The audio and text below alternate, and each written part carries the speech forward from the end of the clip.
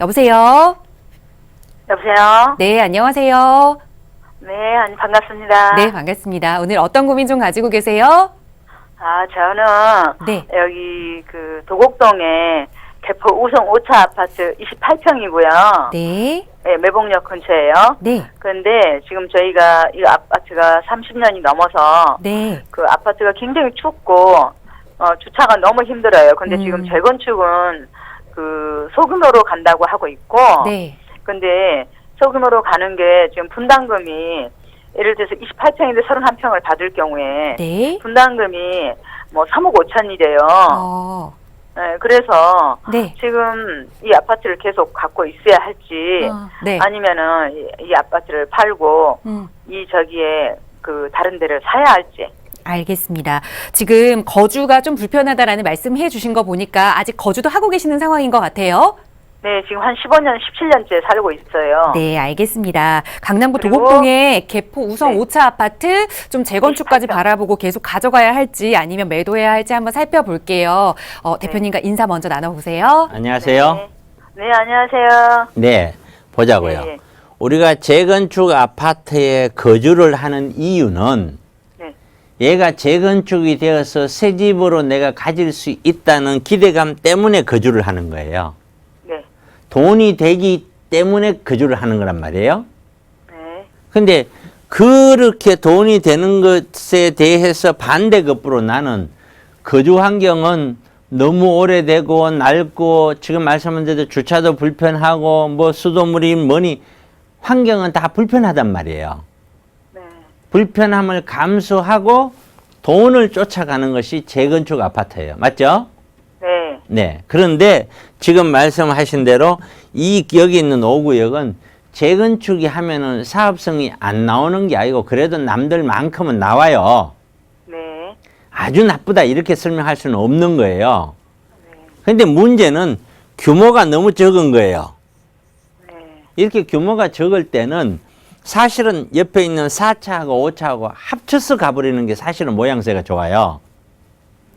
그런데 4차에 있는 사람은 이 5차하고 같이 또 합치려고 해야 합쳐지는 거거든요. 네. 네. 이게 안 합치려고 그래. 당연히 그러겠죠.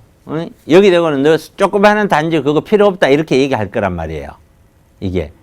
그러다 보니 이런 소규모 단지는 규모가 작은 단지는 재건축을 할 때 늘 사업성이 나와도 이런 업체들이 막 붙어서 내가 서로 여기에 내가 들어와서 공사를 할게 이런 이야기를 잘 안 한단 말이에요.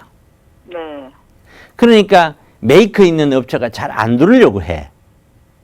그러니까 결국에는 나중에 가서 메이커 있는 업체가 들어오더라도 사실상 규모가 큰 데는 예를 들어서 아주 큰 규모는 공사하는 사람 입장에서는 타일 하나를 시키더라도 엄청나게 많은 양을 시킬 거 아니에요. 네네. 그러면 타일 하나에 예를 들어서 뭐 100원씩 할인을 받았다. 그러더라도 그 많은데 얼마나 큰 돈을 할인 받습니까? 그죠? 네. 근데 조그만 하다면은 그만큼 어려울 거 아니에요. 예. 그래서 거꾸로 이 물건을 갖고 있는 입장에서 보시지 말고 건물을 짓는 사람들 입장에서 시공자 입장에서 보면은 이런 소규모 단지는 안 들어오려고 한단 말이에요.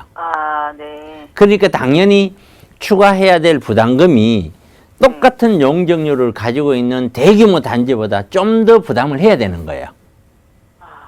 그래서 지금 말씀이 3억이니 4억이니 얼마 얘기가 나오는 거예요. 그러면 이제 이렇게 생각해 보면 되겠죠. 현재 거래되고 있는 현 시가에서 예를 들어서 3억, 4억 더 추가됐다. 그러면 이제 17억이니 뭐 18억이니 얼마 이렇게 될 텐데 그러고 나서 30평대 받았다. 그랬었을 때 얘가 얼마까지 갈 수 있을까?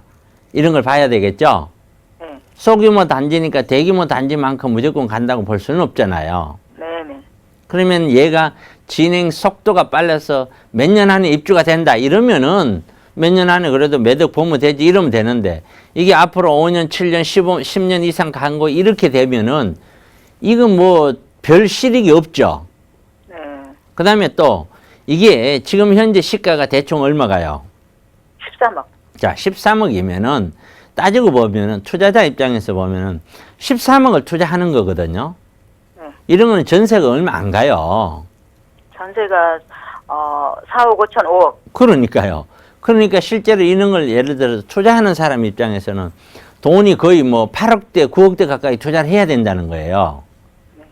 8, 9억을 묶어 놓고 투자를 해놔 놓고 나중에 3억 돈을 더 넣고 그리고 도대체 남는 게 얼마 남느냐는 거예요. 투자자 입장에서. 이해 가세요? 네네네. 네. 본인 입장 말고 네.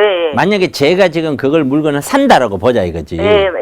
그럼 알겠- 8억대 돈을 하고 나중에 추가 부담하면 또 3, 4억 넣고 나서 남는 게 3, 4억이라면은 그만큼 시간을 길어. 내가 투자했는 거는 10억이 넘는데 10년 가까이 얼마고 걸려갖고 3, 4억이다. 그거 뭐 하려고 해요? 그쵸? 네. 할 필요가 없겠죠. 그죠? 네네네. 그렇기 때문에 거꾸로 얘기해서 파는 사람 입장에서는 네. 고객들이 있고 하다면은 이런 거는 파는 게 낫겠죠. 아, 이해 가시죠? 네. 그렇게 정리하세요. 네, 감사합니다. 네.